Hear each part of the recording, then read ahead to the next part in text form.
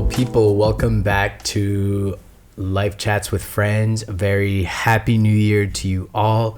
I hope you had a successful, safe, and peaceful holiday season with your family members and your friends. I hope you took some time to recharge, think about what it is that you want to do in this new year. I am so excited to be here with Maillard Howell to set you all up for a very successful 2024. A little bit more about Maillard. He is a wellness expert who's worked with brands like Reebok, the New York Times, and Forbes magazine. Maillard is a fellow island brother like myself. He was born in Trinidad and holds a BS in biology from Morehouse College and an MBA from Holt International Business School with a concentration in business strategy. He has spent 10 years in the pharmaceutical industry in the metabolism and neuroscience division at Sanofi, 7 years running his own business as a gym owner in Brooklyn, New York, working to improve human and community health through fitness and nutrition, 2 years at Reebok as their head of fitness with a $1.2 million well-being budget, most recently at Rocket across the globe in Sydney, London, and New York City, and has expertise in many different things, including data and analysis and many different tools that he's really using to develop holistic well-being programs and initiatives, and just an all-around expert in all things wellness. So a super rock star that I'm sitting next to. So excited to have you here to be having this conversation. We met on LinkedIn, came across your profile, and was just so inspired and looked at you and I was like, that's so cool to see someone doing what I would love to be doing one day. So thank you so much for being here, Maillard. Oh, Antonio, that's a hell of an introduction. Thank you. I'm genuinely humbled. That was a lot. I didn't, I sometimes think that I have lived 10 or 12 lives, but no, thank you for that introduction, and I'm humbled. Yes, and thank you again to everyone that is here with us today. I know many of us right now may be thinking about New Year's resolutions or where we'd like to go next in our personal, professional lives. And so before we dive into all of that, Maillard, I'm interested to hear from you. How did you find wellness? How'd you find this? I think it started as a teen, preteen. My mom was into fitness. My dad was a competitive athlete. And so I always had that influence from a child, seeing pictures of my dad, he had a ton of trophies at my grandmom's house. My mom had a gym membership. She would go to the gym. She had an exercise bike at home. She had the little dumbbells. I was that 12-year-old doing push-ups in the garage and curling her pink dumbbells and pedaling on the stationary bike, trying to, I guess, be like my dad, and also at the time mimic my mom. So from a very young age, I always had the perception and the exposure that physical fitness and movement was important. So that's where it started. Fast forward, undergrad, graduated, 10 years in the pharmaceutical industry. The bulk of those 10 years were in the metabolism division. So I engaged daily for years with type 2 diabetics, nurses that cared for type 2 diabetics, dialysis centers, endocrinologists, all of the above, all throughout New York City. And that gave me a very, very grounding and very eye-opening lens on this state of, I guess, public health, especially people that look like us, black and brown people. And, the word, pandemic was, but there's been an epidemic, there's been a type 2 diabetes epidemic in New York City, for a very long time. And, there was a saying in pharma, wherever New York City goes, the rest follows, meaning the rest of and this was the sales of diabetes medication that I sold, insulin. It was New York City was the biggest user. And so we had the highest population of type 2 diabetics, and majority of which look like you and I. And so I think that's where the seed started growing. Ultimately, what I did was care for people in a kind of indirect way. I was providing the insulin that they needed through my company, but it kind of didn't sit well with me the way I was doing it. Yep. And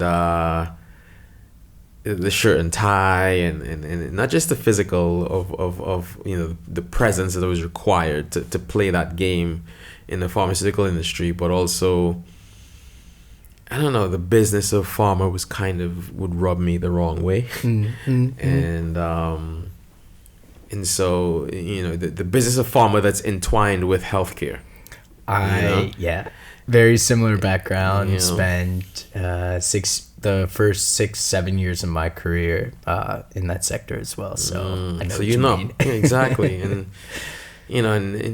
fresh out of college, I didn't know what I wanted to do, and I just did what I thought I should be doing, which was get a nice job, and it aligned with my pre-med degree, and so it looked good and it sounded amazing, but I started to find like I was losing myself. And at some point later on, I figured, the tail end of those 10 years, I figured out that, hey, maybe I could put my own spin on this, my own approach to community health, and type 2 diabetes care and treatment, and with maybe exercise and fitness. And so I made the jump and self-invested and took all my money and put it into opening a gym in 2014. Nice. And so here we are. That's a great segue into what I'd like to talk about next. Right now, many of us are thinking about resolutions, and I'm just curious to hear from you, based on your experience, what is the mindset right now, and why is it that most New Year's resolutions end up falling short or falling through? I think, New Year's is that time of year where we're the end of a cycle, we're the beginning of a new one, and people, we tend to be conditioned. Well, two things. I think one, we're conditioned to think that we need to do something at this juncture, and two, I think as well, energetically sometimes, I know for me, I do feel like I need to do something. I need to shift something. I need to refocus on a few things. And so I think ultimately it's a good thing as long as you follow through with it. Yes. And I think there's data out there that says, hey, in the first 30 days, 40% of people fall off of their don't quote me on this, but from their resolutions, and then by day 45 it's like it jumps to like 70% or something like that. I see that in the gym. It's like new year, new me, and then the second week I'm like, wait, where'd everybody go? And so by March 1st it's like back to ground zero, so I think I'm toying with the idea. My mindset has been, I've been toying with the idea of going for furthering my education with behavioral science, and just understanding the science behind and the brain working behind why it is Antonio can go to the gym 3 days a week and follow a somewhat decent food intake, nutrition regimen, and Maillard is unable to, even though we both probably make the same amount of money. There's certain variables that are similar, but yet you're able to like focus on that, and I'm not. That really, really intrigues me. And so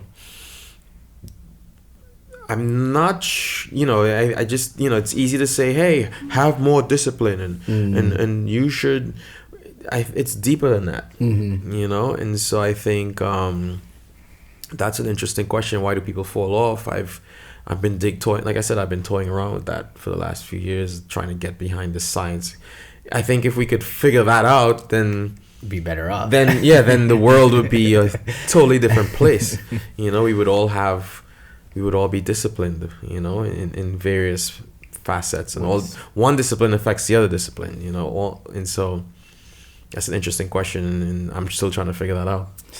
And I'm hoping that wherever you decide to go, that also becomes or is a part of your own evolution in how you're giving back to the professional community and your community as well in New York City. Like, how do you shift these thoughts or perspectives around resolutions, not only at the start of the new year, but something that is more sustainable, or giving people the tools or different kinds of tools that are more linked to the psychology in and around how we think about goal setting, and then actually being able to execute on and stick to the goals and, everything that you've laid out to getting you there. I think a major unlock or a major key is the why. Is having your why or finding your why. I know for me, I've stopped training in the gym for aesthetics a long time ago, like 6-7 years ago. I'm 44 years old. I think when I hit like 37, 38, that's when I started thinking about longevity and quality of life. And tag, is this halfway? Where am I in the grand scheme of my life? And as a result, I became hyper aware of this, timeline. And don't get me wrong, it could be tomorrow. Like a fridge could fall from the roof tomorrow and somebody's gone, But fingers crossed, I would like to make it to, I would like to have an extended, healthy life well into my 80s and possibly 90s. And so as a result, the decisions that I make now impact that I'm focusing, my why is longevity and quality of life. And when I say quality of life, we can live to, people can live to 90, but if you're just unable to function, if you're unable to tie your shoes, if you're unable to walk to get the mail out the front, the mailbox, and then how good is your life? And so I think it's not just lifespan, it's health span. It's quality of life, and so I've just been progressively obsessed with that, and that's what drives me. And I feel I feel people need to find their why, and a lot of times it comes from trauma. A family member may have a stroke, or even themselves, they might wake up call. They suddenly have a health scare, and then I get an email or I get a text. I could show you numerous. It happens at least once a month. And it shouldn't take the trauma. It should. I think there should be some level of preventative awareness ahead of time.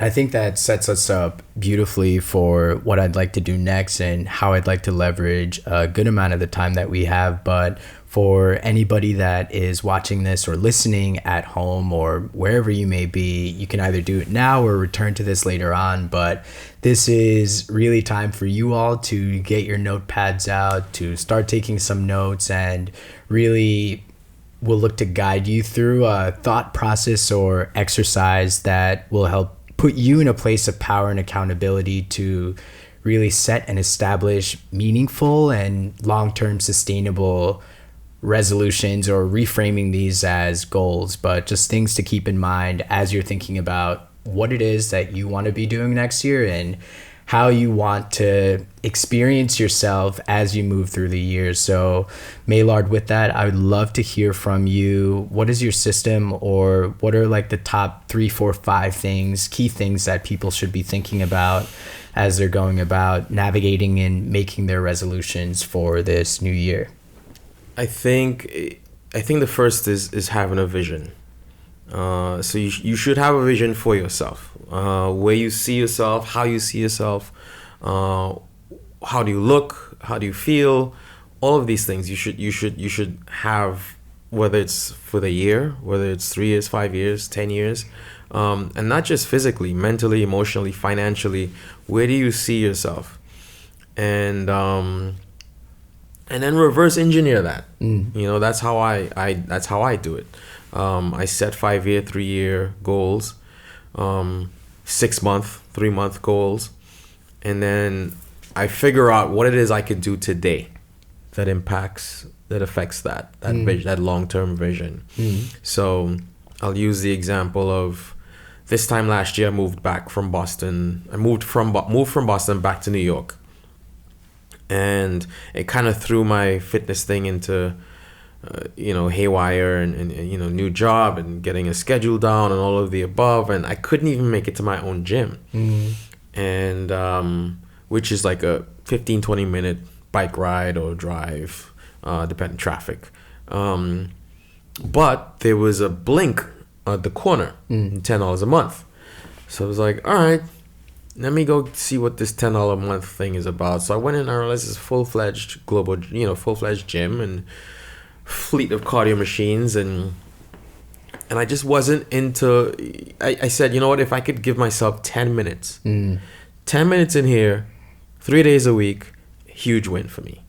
Because at the time I was down to, people think, oh, Maillard owns a gym, Maillard's fitness guy, Maillard's well-being guy. No, I fall off as well. And that was the last time I fell off, was earlier this year. And so I got the $10 gym membership, and I promised myself I'd get on the treadmill. And if anyone knows me, they know I don't like the treadmill.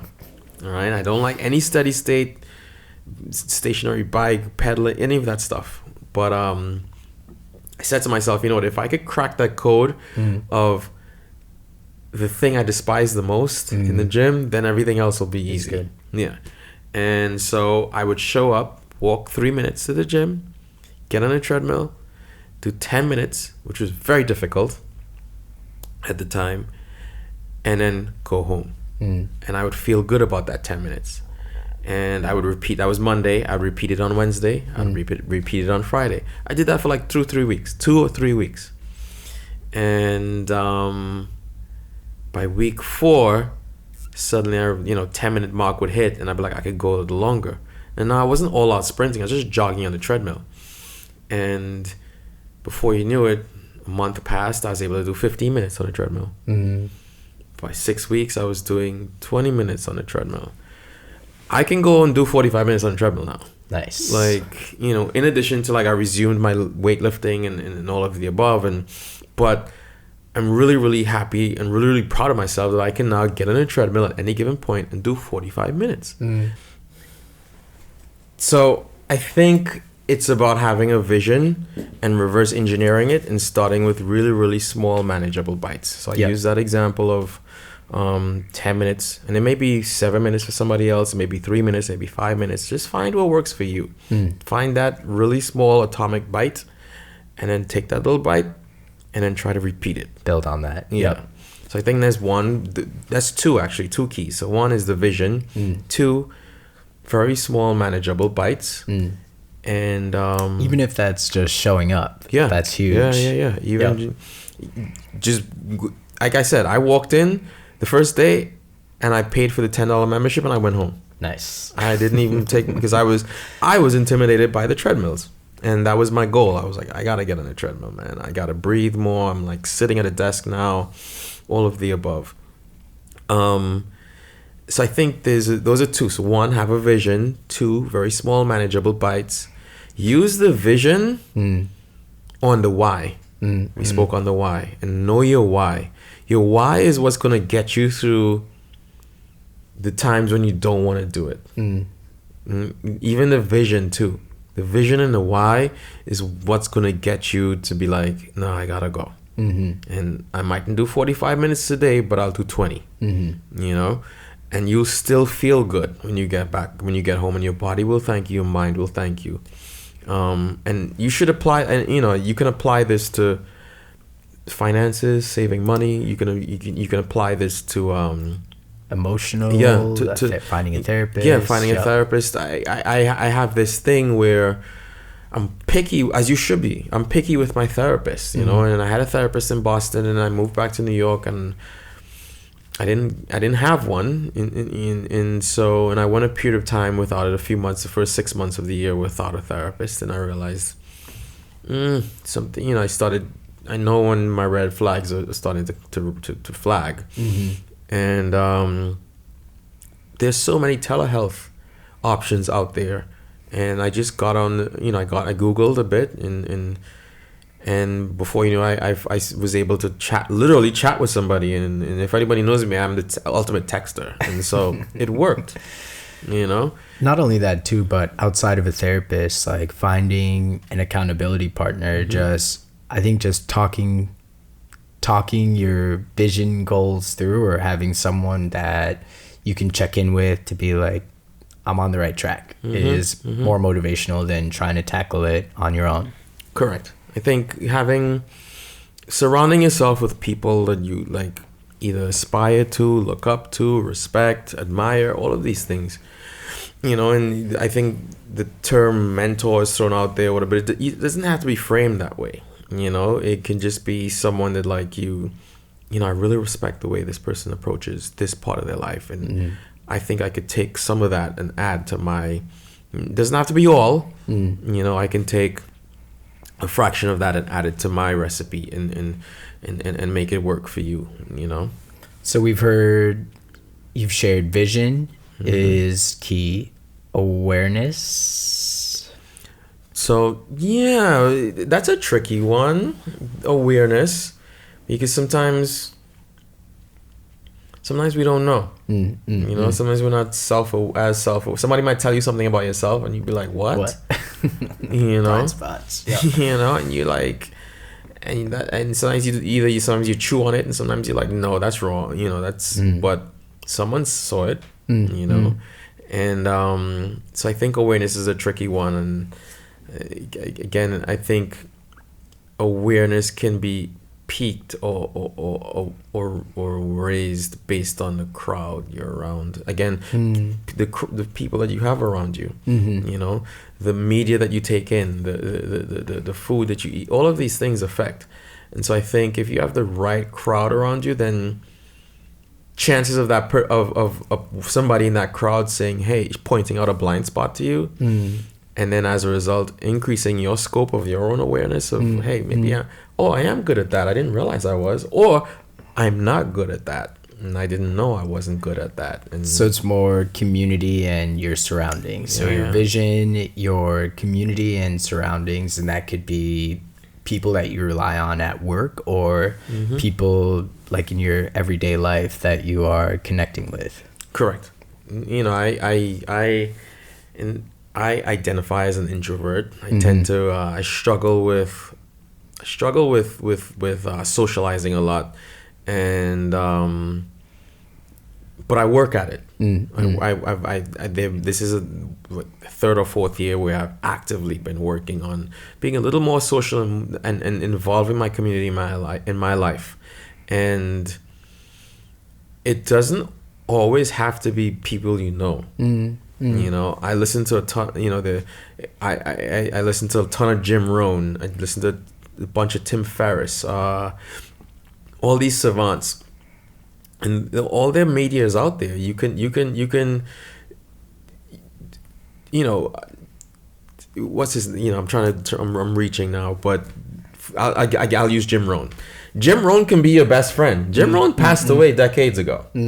But his readings are out there. His voice work is out there. His recordings are out there, and I listen to this thing. I listen to him like religiously, and I can tell you exactly how he would approach a problem, how he would, you know, what mental and emotional tools he used, and what coping mechanisms worked and what didn't work, and I'm like, dang, that's me, like, you know. And so it doesn't always have to be a real, you know, someone that you know. Yeah, it could just be align yourself with people that are really experts at what they do, and whether in real life or not, and that can help you gain perspective and awareness. what else would you add to that, or thinking outside of the vision, outside of the community? Is there anything else where for you you're like, this is absolutely critical, absolutely key in reframing or looking at or structuring resolutions, goals? I think I think that's it. I think those are the three major keys. I think it's the vision, it's the why, and everyone's why is different. Everyone's vision is subjective, and then tackling it by in little bites. You just go in the general vicinity. You don't have to. You don't know how you're gonna get there, but if you just go and do something that's gonna go in the general vicinity of that goal, trust me, and you keep doing that, eventually you'll find yourself exactly where the destination you were trying to end up, and you had no plan. You didn't have a plan, or you thought you had a plan, and life lifed, and suddenly you're out there. But if you just focus on the vision and the why, then that'll give you your North Star, and just go north-ish. If you go north-ish, you'll end up north. Well, there you go, folks. Take some notes. We'll take a quick pause. Grab your notebook. What is your vision? What is your why? And how will you get there? And Maillard, what's the best piece of advice that you've gotten or that you've picked up from something that you've read or from someone else that still sticks with you today, that is something that you often return to as you're thinking about longevity or the structure of your life or your next move, or moving in your in a general direction that speaks to your overall vision? So two quotes or experiences come to mind. A mentor of mine I had at my first job, fresh out of college, brother, older black guy, he could have been my dad, and he would always tell, I would run into issues at work, and this man would never give me the solution, but he would tell me, sink or swim. What are you gonna do? Literally, at least once a week, he would, sink or swim, Howell, what are you gonna do? And I'd be like, I'm not gonna sink. And he's like, all right, so figure it out. And I'd figure it out. And that's the beauty too. I think if somebody were to just give us the roadmap, what fun would it be? I think most of the fun is in the figuring it out and asking the right questions, or even sucking at something and fumbling and falling, but then it's the getting back up and continuing to push and evolving. That's like cool. And then being able to look back and like, oh shit, we've come a long way. Sink or swim, what are you gonna do? I'll never forget that. I tell myself that shit at least once a day now. And then the second is Jim Rohn. I'm bringing him up again, but one of the quotes that sticks with me, I don't have it verbatim, but he's like, when I learned this quote and when I processed this quote, I realized I'm able to like pick up on when people do it, and people do it so often, including myself, do it so often. Oh man, I wish it wasn't so cold outside. Oh man, I wish. You can't control the weather. So you know what? Dress warmer. Yep. You change. You can't change the weather. Yep. So you change. Yep. This situation is but you can't change it. Why are we so afraid of changing? Yeah, you change. What Bruce Lee says, be like water. You be like water. Why do you think we're afraid of being like that? I think because we're conditioned. I think there's safety in habit. There's safety in just staying with what we know. And so when circumstances are thrown at us in life, we may subconsciously know that we gotta extend ourselves, but that's uncomfortable. And so I'm not gonna extend myself, and you know, and it's gonna cost you. You know, you will benefit from putting yourself in that discomfort, but you know, again, it goes back to that thing of choices and behavior patterns, and it's the psychology of it that's so interesting to me. Yeah. Some of us are willing to put ourselves in that discomfort, sink or swim. You know, and most likely you'll find you think you're sinking, but the body will bounce. Yeah, and some of us will just get out the pool. Yep. Oh, I might sink. So I'm gonna just get out the pool and not even try. Yeah. I love that. So for this year, as you're thinking about your resolutions, sink or swim, and know that there's a 99.99999% chance that you will swim. Yeah. You will swim. Maillard, thank you so much for this, the structure that you've shared. Is there anything else that is like a must share to this audience? Professionals, many of us moving and living in this fast-paced society, this life. Anything else that we should be mindful of? I think for me, and I try to, like, I've spoken to my brother about it and some other close peers, but like, just be mindful of what you consume, you know, and not just food, but like the music you listen to, TV shows that you look at, because all of these things have an impact on our wiring, our mental wiring, and as a result, our habits, and the way we do, you know, and as a result, the way we do things, and the way we cope, and the way that we problem solve or not, you know. So I think, just be aware of what you consume, and we live in a world of infinite.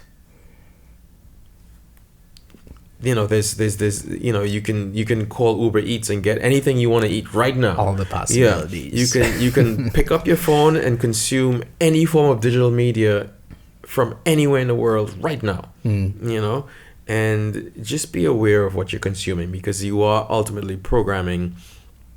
You ultimately are putting an imprint on your psyche, and it's important to protect that. I love that. And I have some rapid fire questions for you. Sure. And hopefully this is also an opportunity to get to know a little bit more about you. But what is your favorite healthy snack? I'm boring, man.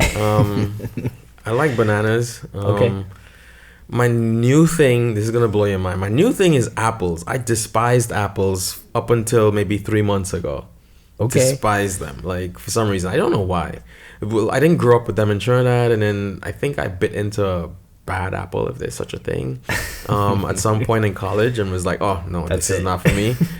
And so and then I think someone cut an apple slice and gave it to me sometime during the summer. I was like, this is good. This isn't bad. I was like, what's this? She's like, yeah, it's a Honeycrisp apple. Nice. So now I order Honeycrisp apples. Peanut butter on it, or just regular? Just right. I have an apple in my bag right now. So that's the snack du jour for the last 3 months. Yeah. Nice. Morning routine must-haves. Black coffee. Yes. Not because I like it. I do not like the taste of really? black. I've acquired the taste. I have an article I wrote on Medium a while back where I spoke on like how my grandma, growing up in China, how my grandmother used to make coffee, and how I've chased that taste. But it involves a lot of sugar and a lot of milk, you know. But as I've gotten old, I know better, and so black coffee. Just because it's ultimately better for me, and I fast. I do a lot of intermittent fasting, and so that helps. Awesome. Go to stress relief or perceived anxiety activity, and this one I know a lot of us in these professional spaces, like it is definitely high stress, fast paced. So yeah, I'm interested to hear what this is for you. Bro, I don't even know. I keep it simple. Go for a walk. I'm that guy. Like my last role, I had to be in the office 3 days a week, and I would get in super early before everybody. I would get in like 7:30, and by the time everyone's getting in, like 9:30, 10, that's when I go for a walk. Go for a walk, come back. Then that would get me from 10:30 to lunch. That would get me to that little stretch. Then I'd have lunch. Then I'd go for a walk. Breaking up the day. Yeah. I go for a walk. And it's multiple reasons. It just airs my brain out. I call it air my brain out. Airs my brain out. 2, gets me moving, and so I don't feel all groggy. Yeah, groggy and stuff. And then it breaks my day up. So 5-10 minute walk. I think that's 1. 2, maybe mess with my plants. I got way too many plants. And but I love the process of, or have come to love the process of nurturing the plants and like watching them go through their cycles. And it's like you get what you put in. Yes. I think for me it's that I like seeing them flourish, and it's just, it's essentially that's what I do with my client. I like seeing them flourish. And so anyway, these are my own little athletes at home, these plants, and so I train them up, and groom them, and make sure they're like fit, performing. Yeah, they're fit. And so it makes me feel good, and it's a period in time too where I don't have to mess with my phone. And I can just kind of get lost in it. It's not an everyday thing, but it's definitely a stress reliever. Awesome. And a book or resource that has influenced your own wellness journey? That's a good one. I think he's going to owe me a check for this one, but Tim Ferriss's Tools of the Titans. Okay. Was, I think, the first, and I've read a lot of books, bro. I think it was the first book that when I read it, I was like, I gotta gift this to people. And I think I bought like 5 or 6 copies and kind of handed it out. I'll link that in the show notes for anybody that's interested Tim in Ferriss, checking that out. Tools of the Titans. I think he did like 40-hour work week or something like that too. Is it 40-hour or 20-hour? Abridged version work week or whatever. Before hybrid was a thing. Yeah. But that book didn't really stand out with me. Tools of the Titans, he kind of interviewed.